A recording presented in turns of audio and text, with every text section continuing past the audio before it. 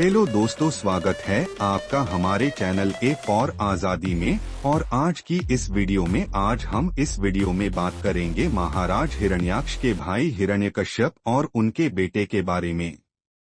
जानेंगे हिरण्यकश्यप और उनके बेटे की जीवन गाथा को, तो बने रहिए वीडियो के आखिर तक। और ऐसी ही ऐतिहासिक वीडियो के लिए सब्सक्राइब कर लीजिए हमारा चैनल, जिससे आपके पास आता रहे भारत का छिपा हुआ इतिहास। तो चलिए शुरू करते हैं वीडियो।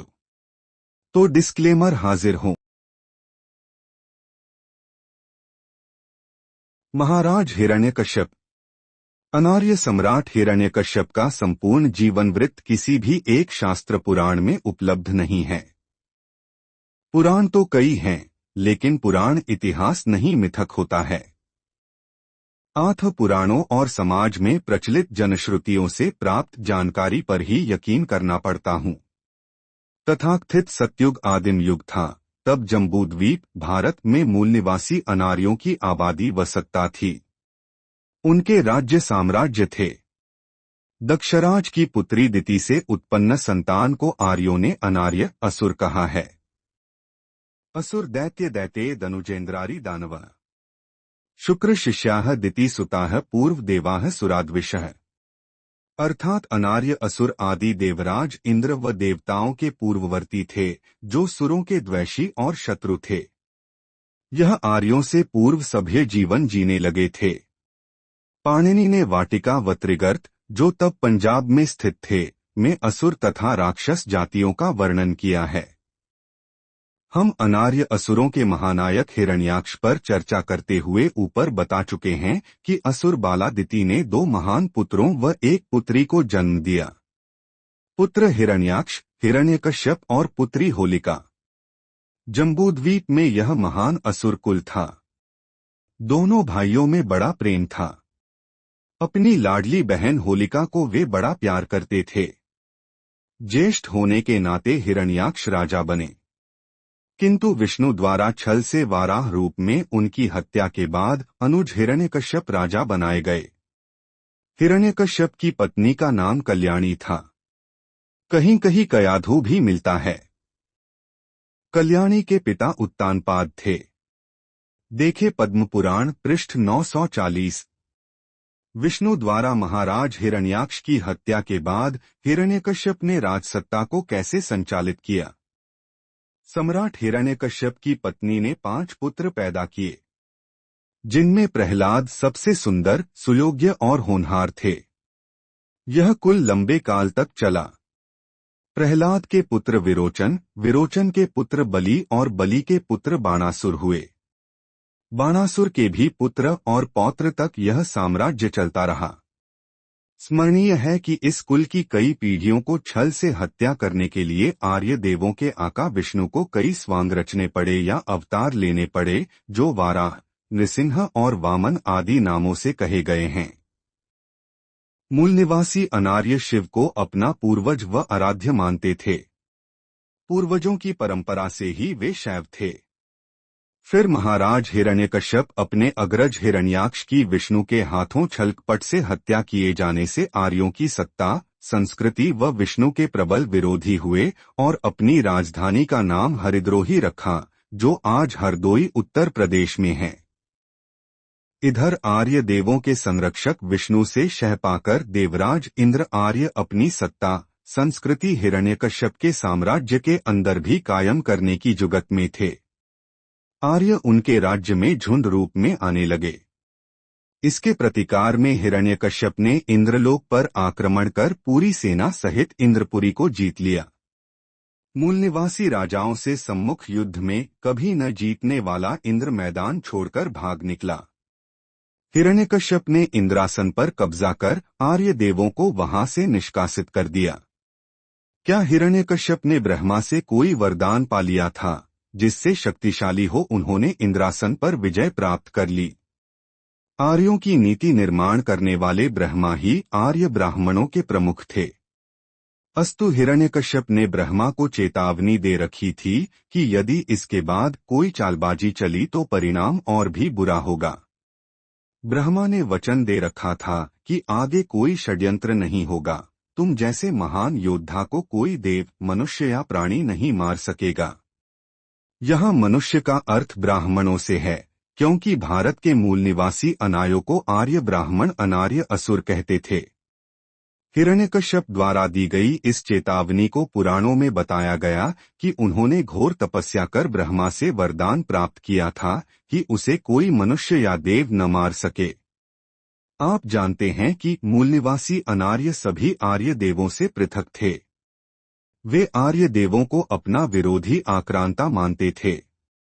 ऐसी स्थिति में हिरण्यकश्यप ब्रह्मा को प्रसन्न करने हेतु तप क्यों करते? उससे वरदान की आशा क्यों करते? यह ब्रह्मा से हिरण्यकश्यप के वरदान मांगने वाली कथा आक्षेपक है, जिसे चालाक आर्य लेखकों ने गढ़ा और पुराण पोथों में लिखा। अनार्यों के आराध्य तो नागाधिपति शिव थे। उन्हें शक्ति शिव से ही प्राप्त होती थी। सम्राट हिरण्यकश्यप अपने प्रिय पुत्र प्रहलाद को उत्तराधिकारी बनाना चाहते थे, तो उसकी शिक्षा दीक्षा की क्या व्यवस्था की थी? साम्राज्य के सुचारू संचालन के लिए सम्राट अपने पुत्र प्रहलाद को अच्छी शिक्षा दीक्षा दिलाने हेतु पहले अपने पारंपरिक गुरुकुल के बाद आर्य ब्राह्मणी गुरुकुल भेज दिया। यही उनसे बड़ी भूल हो गई। वे भूल गए कि आर्य गुरुकुल तो बालक को ब्राह्मणी शिक्षा संस्कृति में ढाल देंगे। हुआ भी यही। इधर आर्य देवों ने ऐसे कुचक्र रचे जैसे एक कुम्हारिन को पक्ष में लेकर सिखा दिया कि जब कुमार प्रहलाद तुम्हारे दरवाजे से निकले तो तुम रोते हुए हरि विष्णु नाम जाप करना। बालक जब रोने और हरिनाम जपने का कारण पूछे तो कहना कि परसों मैंने मिट्टी के बर्तनों को पकाने के लिए लगे आंबा में आग दी है। बर्तन तो पक जाएंगे, पर एक घड़े में बिल्ली ने अपने नन्हे 3 बच्चों को रख दिया था। उस घड़े को भी भूलवश आंबा में लगा दिया था। वे जलकर भस्म न हो, इसीलिए हरि विष्णु भगवान का नाम जपते उनसे प्रार्थना करती हूँ कि उनकी कृपा से बच्चे जीवित निकलें। अब आंबा ठंडी है। घड़ा निकाल कर देखती हूँ कि हरि कृपा से बच्चे बचे होंगे। हकीकत यह थी कि ठंडे आंबा में ही बच्चों वाला घड़ा बाद में रख उसे राख से ढक दिया था।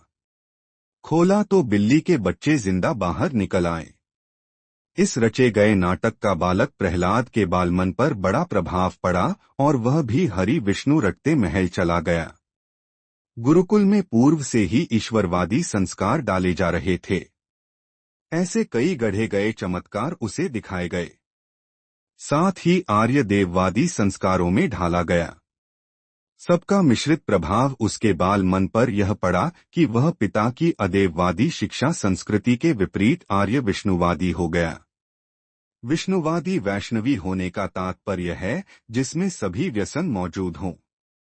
जब हिरण्यकश्यप को पुत्र प्रहलाद के विचारों की जानकारी हुई तो उन्होंने क्या दिया?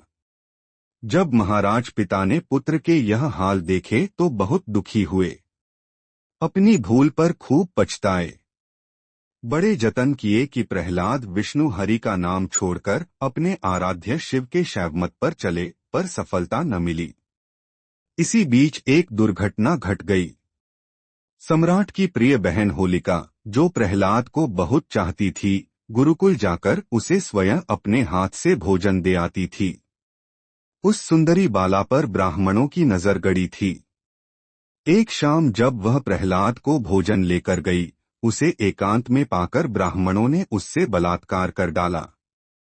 फिर भावी आशंका के भय से साक्ष्य मिटाने हेतु बेहोश होलिका को लकड़ियों के ढेर में रख जला दिया। कहते हैं उस दिन फागुन पूर्णिमा की रात थी। वही होलिका दहन कहा जाता है और होलिका के प्रति फूहड़ वचन कबीर के नाम पर कहे जाते हैं। चूंकि संत कवि कबीर हिंदुओं की जाति प्रथा ऊंच नीच के खिलाफ थे, इसलिए संत को भी गाली बकते हैं। जब सम्राट को गुप्त सूचना से यह जानकारी हुई तो उन्होंने अपराधियों को राजदंड मृत्यु दिया। ब्राह्मणी गुरुकुल को नेस्तानबूद कर देश निकाला दे दिया। स्मरणीय है कि हमारे जो भी दिन पराजय के, अपमान के अतीत में हुए, वही आर्य हिंदू द्विजों की प्रसन्नता व हर्ष के त्योहार हैं। इसीलिए होली अनार्य शूद्रों का त्योहार कहा जाता है। द्विज प्रसन्नता में रंग गुलाल उड़ाते हैं। इन त्योहारों का मिथक समझकर इन्हें जान सकते हैं।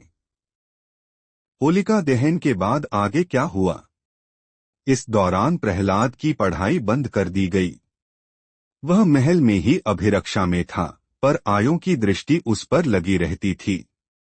इसी बीच मौका पाकर बालक प्रहलाद को नारद विष्णु से मिलवा दिया। विष्णु ने स्नेह का नाटक करते हुए प्रहलाद से कहा, तुम डरो नहीं, मेरा नाम स्मरण करते रहो। मैं तुम्हारा रक्षक हूँ। मुझे किसी दिन महल के अंदर ले चलो। मैं तुम्हारे पिता से तुम्हारा प्रेम करवा दूंगा और राज्य भी तुम्ही को मिलेगा। इस कुचक्र में आर्य देवों के सूचना प्रमुख नारद का बड़ा हाथ था। प्रहलाद को पिता द्वारा प्रताड़ना, जैसे पहाड़ से नीचे गिराना या हाथी के पैरों के नीचे डालना आदि अतिशयोक्तिपूर्ण मिथक मनगढ़ंत कथाएं हैं, जिससे पिता को क्रूर साबित किया जा सके। अजामिल, गीध, गणिका, ध्रुव प्रहलाद की विष्णु भक्ति को लेकर गढ़े गए मिथक सब काल्पनिक और झूठे हैं। आर्य विष्णु का महिमामंडन करने के लिए रचे और फैलाए गए हैं, और यह कार्य विशेषकर ईसा पूर्व 2री-3री शताब्दी शुंग ब्राह्मण काल में किया गया है। ओबीसी, एससी, एसटी व सभी महिलाओं बहुजनों को गुमराह करने के लिए। इसके आगे विष्णु की कार्य योजना कैसे परवान चढ़ी? नारद हमेशा गुप्त रूप से हिरण्यकश्यप के महल की ताकझांक में रहते थे। उन्होंने महल की अंदरूनी स्थिति से विष्णु को वाकिफ करा दिया। स्थिति से वाकिफ हो एक शाम कपटी विष्णु ने शेर की खाल ओढ़, हाथ की उंगलियों में बघनखा पहन खंभे की ओट में तैयारी के साथ जा छिपा। जब पिता पुत्र को प्यार से समझाने जा रहे थे कि हमारे देव तो शिव हैं, उन्हीं की आराधना करो, तभी अचानक नरसिंह का स्वांग धरे विष्णु हिरण्यकश्यप पर टूट पड़ा। सम्राट असावधान, शस्त्र व रक्षक विहीन थे। नरसिंह ने बघनखों से उनका उर विदीर्ण कर दिया।